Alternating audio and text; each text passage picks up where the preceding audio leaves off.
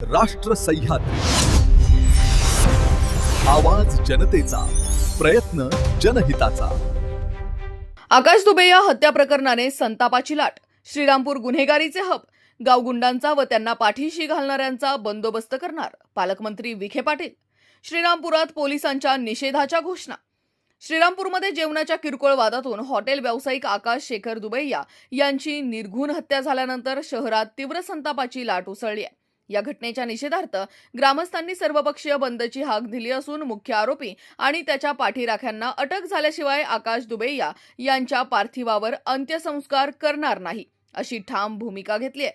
संतप्त नागरिकांनी मैताचा मृतदेह थेट पोलीस ठाण्यासमोर आणत ठिय्या आंदोलन सुरू केलंय। आरोपींना तातडीने अटक करावी तसेच या प्रकरणातील सर्व दोषींवर कठोर कारवाई करावी अशी मागणी आंदोलकांकडून करण्यात येते। दरम्यान राज्याचे पालकमंत्री राधाकृष्ण विखे पाटील यांनी आकाश दुबैया यांच्या कुटुंबियांची भेट घेऊन त्यांचे सांत्वन केले। यावेळी त्यांनी पोलीस प्रशासनावर तीव्र नाराजी व्यक्त करत श्रीरामपूर शहर गुन्हेगारीचे कॅपिटल बनत चालले अशा शब्दात कानउघडणी केली।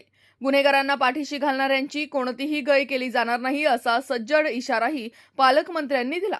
मात्र सुरू असलेल्या ग्रामस्थांच्या आंदोलनस्थळी जाणे त्यांनी टाळल्याने त्याचीही चर्चा रंगली आहे। शहरात तणावपूर्ण शांतता असून मोठा पोलीस बंदोबस्त तैनात करण्यात आलाय। आरोपींच्या अटकेकडे आणि प्रशासनाच्या पुढील भूमिकेकडे संपूर्ण जिल्ह्याचं लक्ष लागलंय। राष्ट्र सह्याद्री न्यूज साठी प्रतिनिधी युनुस इनामदार, श्रीरामपूर। तर अतिशय निंदनीय आहे आणि मानवतेला काळीमा फासणारी घटना। निरपराध मुलाची हत्या होती आणि नशाखोर आहे किंवा अवैध व्यवसाय धंदे करणारे लोक आहेत, त्यांच्याकडून अशा प्रकारची दहशत निर्माण करून आज गुन्हेगारीला त्यामुळे पाठबळ मिळते। तेव्हा ही वस्तुस्थिती आहे की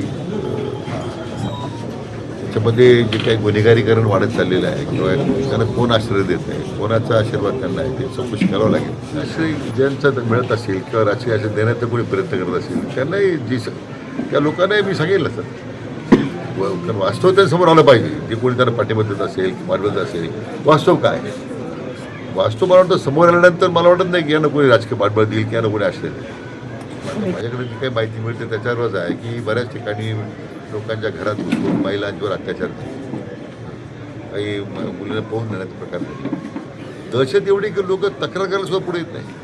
कारण लोकांना पोलीस विभाग आम्हाला संरक्षण देईल याची लोकांमध्ये विश्वास नाही आहे। ज्या काही पुढे 7-8 वर्षापूर्वीच्या घटना ज्या घडल्या आणि ती मग आपोआपच ते गुन्हेगारांचं बळ वाढत गेले।